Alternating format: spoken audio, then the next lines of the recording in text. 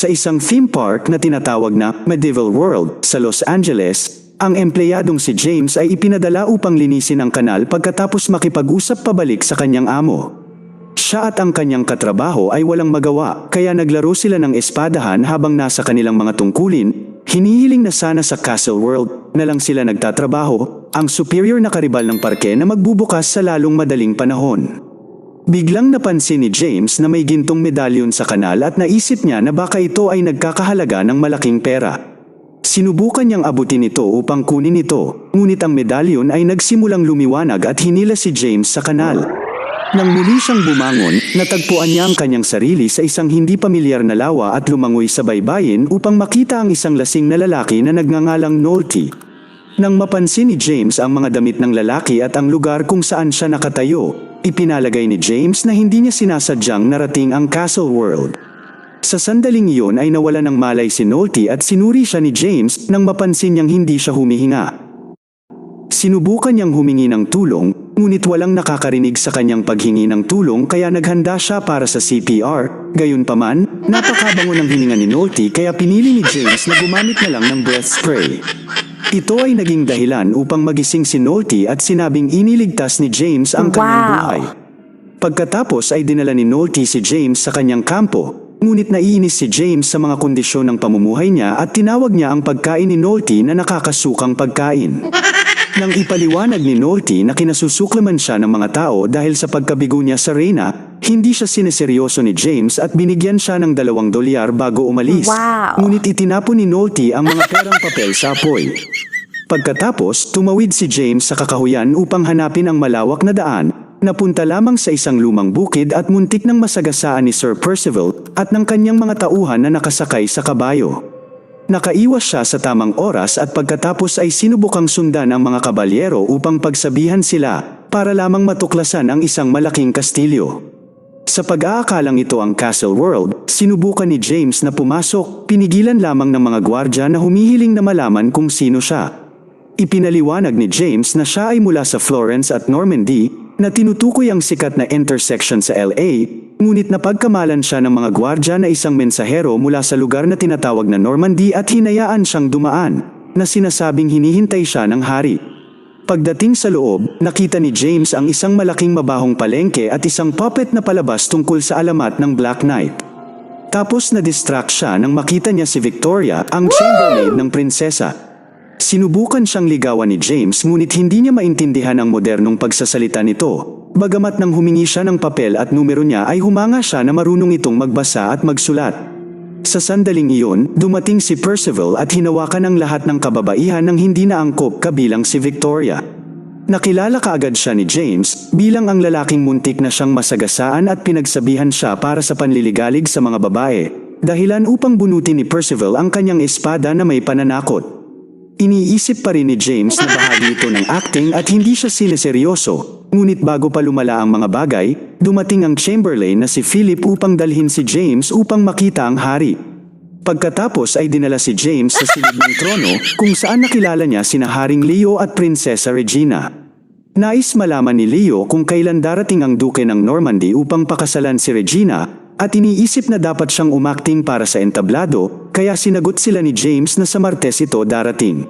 Hindi masaya si Regina dahil arranged marriage ito, ngunit natuwa si Leo at nangakong bibigyan niya siya ng sasakyan pabalik sa bayan pagkatapos magpahinga ni James. Pagkatapos, binigyan ni Philip si James ng paglilibot sa kastilyo at si James ay huminto sa banyo upang magbawas ng sama ng loob. Gayunpaman ito ay isang medieval style na banyo at sa tingin niya ay kasuklam-suklam ito, kaya hindi niya nagawa ang gagawin niya.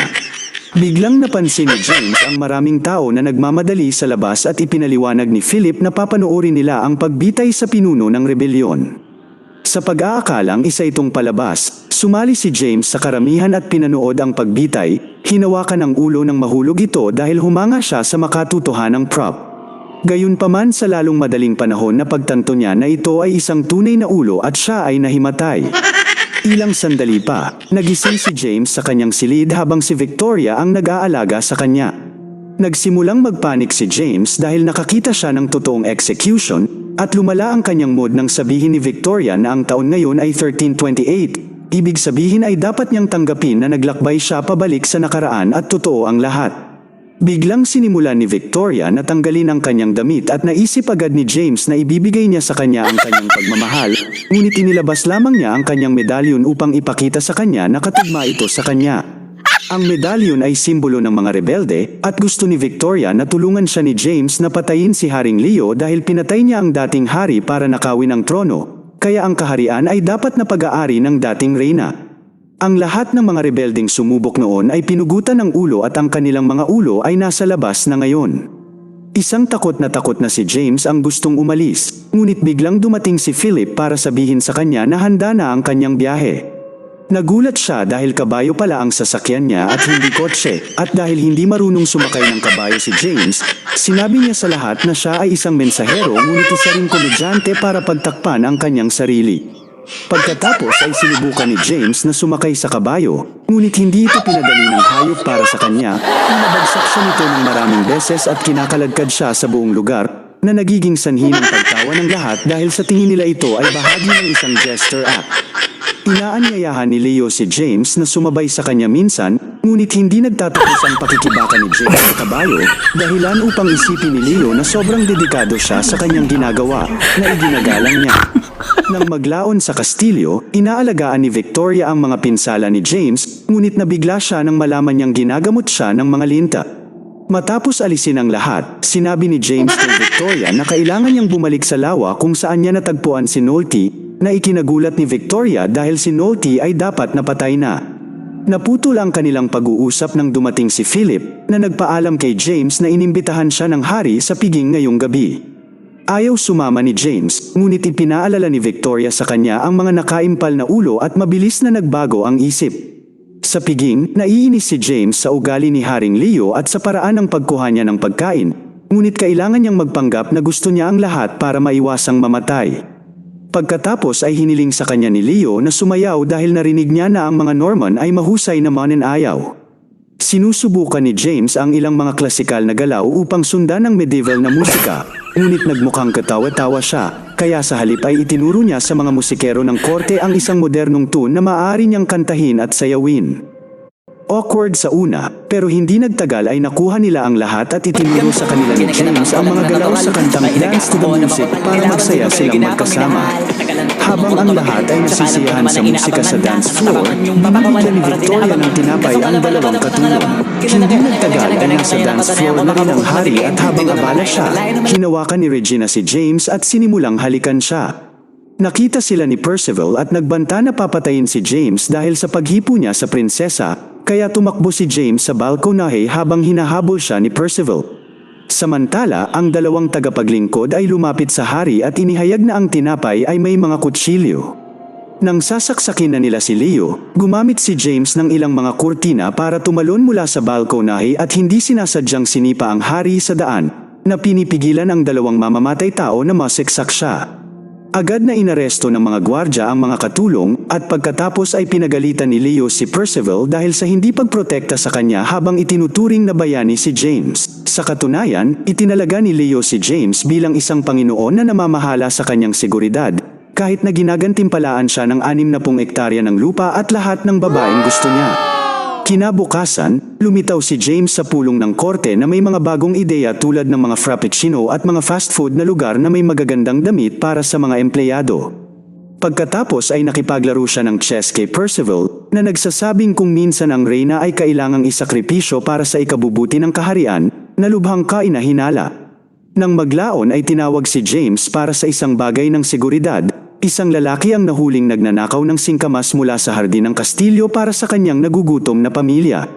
Hiniling sa kanya ni Leo na patayin ang lalaki at tumawa si James hanggang sa mapagtanto niyang seryoso siya. Upang mapanatili ang kanyang pagpapanggap, sinigawan ni James ang magnanakaw at dinala siya upang patayin. Ngunit nang mawala sila sa kanilang paningin, binigyan niya ang lalaki ng isang bungkus ng mga barya at hinayaan siyang umalis. Sa gabi, ipinadala ng hari si Victoria sa silid ni James bilang bahagi ng kanyang gantimpala sa pagligtas sa kanya. Inamin ni James na hiningi niya ito, ngunit para lamang makapag-usap sila ng pribado. Nagsimula siyang gumawa ng mga ingay upang magpanggap na ginagawa nila ang masasarap na bagay habang sinasabi kay Victoria na plano niyang umalis sa kastilyo bago dumating ang tunay na mensahero. Nais ni Victoria na tulungan niya ang mga rebelde ngayong may higit na siyang akses sa hari, ngunit sinabi ni James na hindi siya ang tamang tao para doon. Isang bigong Victoria ang lumabas ng silid, ayaw na niyang makausap siyang muli. Pagkatapos ay binabati ng mga gwardya sa labas si James sa pagiging isang kamangha-mangha. Kinagabihan, isang babae ang pumasok sa kwarto ni James at humiga sa tabi niya, kaya't si James ay malugod na nakipagdigmaan sa kanya na iniisip na siya si Victoria. Kinaumagahan, dumating ang totoong mensahero mula sa Normandy at ibinunyag ang katotohanan. Galit na sumugod sina Leo at Percival sa silid ni James na diskubring kasama niya si Regina sa kama. Nakita rin ito ng mensahero at ipinaalam kay Leo na hindi na magiging interesado ang duke na pakasalan si Regina ngayong hindi na siya birhen. Si James ay agad na inilagay sa isang hawla upang hintayin ang kanyang pagbitay sa piitan, kung saan natagpuan niya ang dalawang katulong mamamatay tao mula sa piging.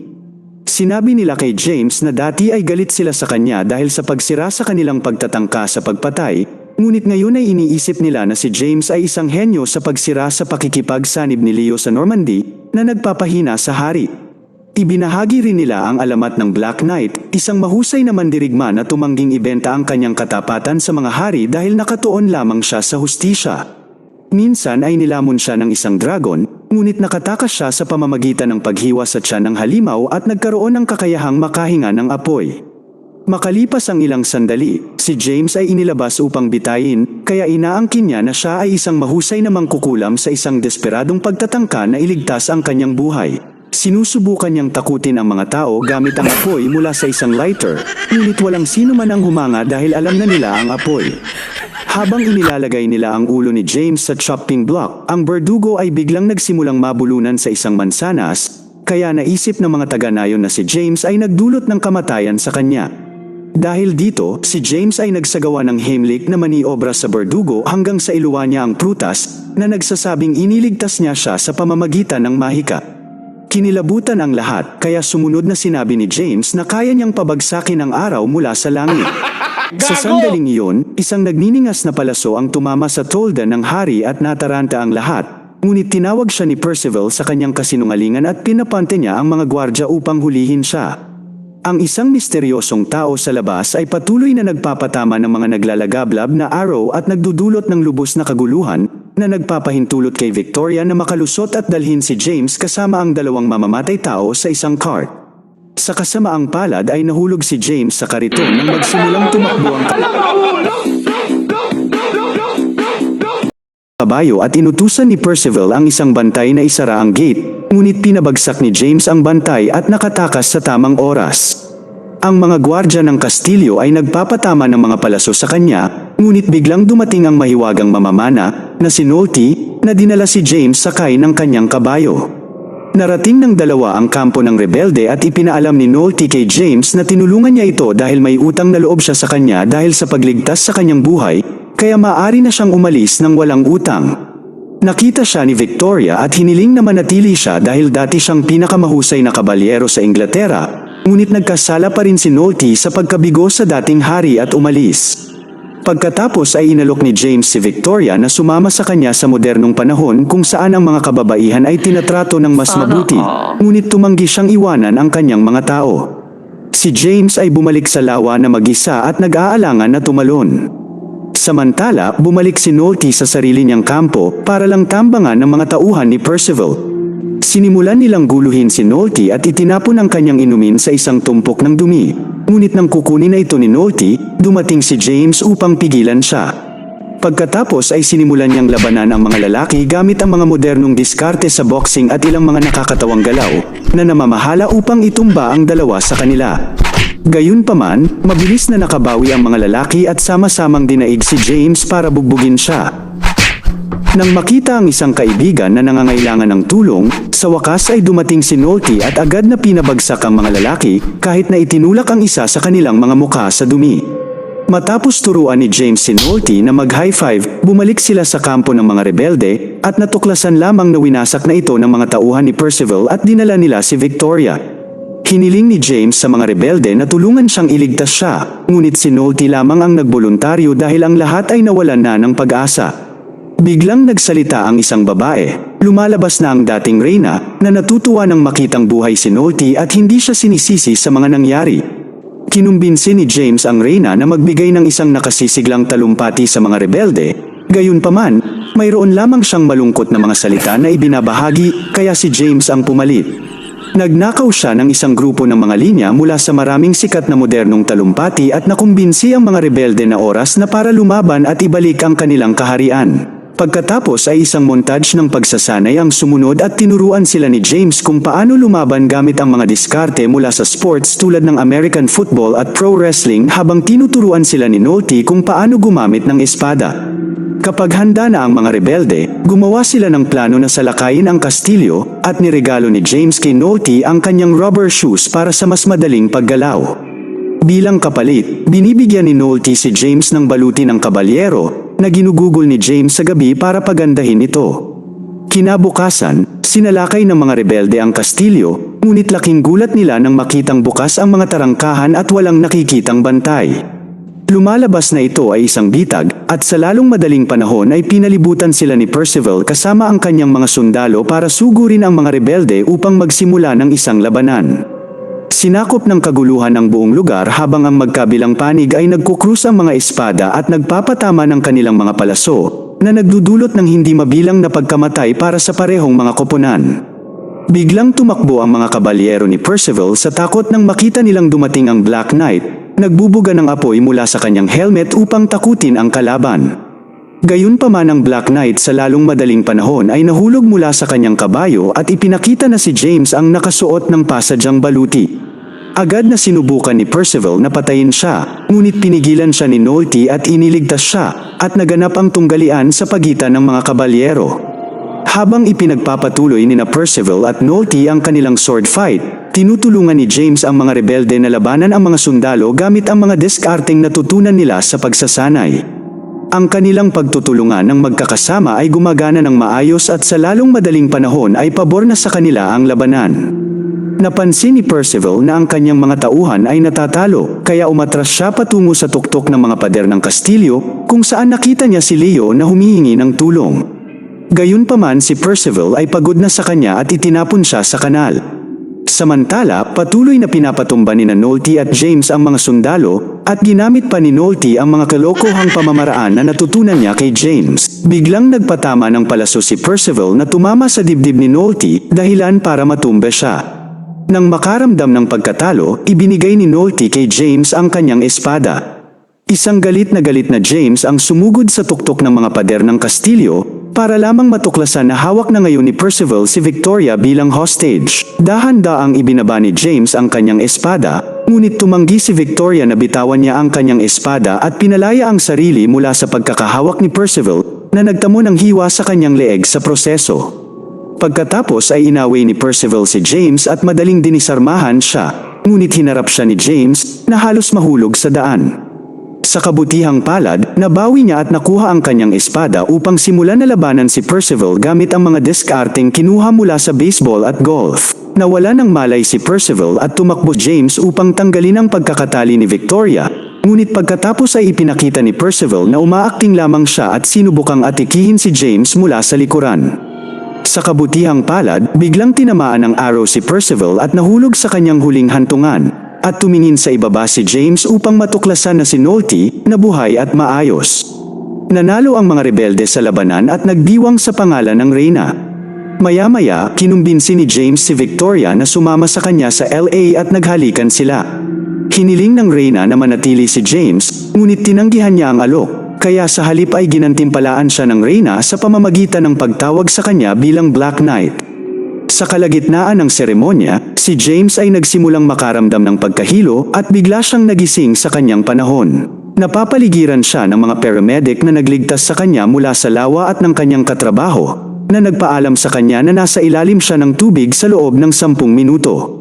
Ngayon iniisip ding gamitin ng kanyang katrabaho ang aksidente para idemanda ang kumpanya ng kaunting pera, ngunit walang nakikitang karangalan si James dito. Sa halip ay nag-aalok siya sa kanyang boss ng ilang mga ideya upang talunin ang kompetisyon. Pagkalipas ng 6 na linggo, ang Medieval World Park ay umunlad sa mga customer salamat sa mga ideya ni James at ang kanyang amo ay lubos na nagpapasalamat. Habang tinutulungan ni James ang mga bata sa batang cage, pinasalamatan siya ng tiyahin ng isang batang lalaki para dito. Ang pangalan niya ay Nicole at kamukha niya si Victoria. Parehong inaakala ni na James at Nicole na pamilyar ang kanilang pagkikita at nakaramdam sila ng koneksyon, kaya pumayag silang lumabas minsan. Sa pag-alis ni Nicole at ng kanyang pamangkin sa parke, napagtanto ni James na hindi niya nakuha ang kanyang numero, kaya't sinundan niya ito upang mahulog muli sa kanal. Nang siya ay bumangon, natagpuan ni James ang kanyang sarili sa loob ng isang sinaunang Roman Coliseum na may libu-libong masayang nanonood. Kaya kinailangan niyang tumakbo palayo, dahil sa mga mababangis na leon na humahabol sa kanya. Mag-subscribe para sa higit pang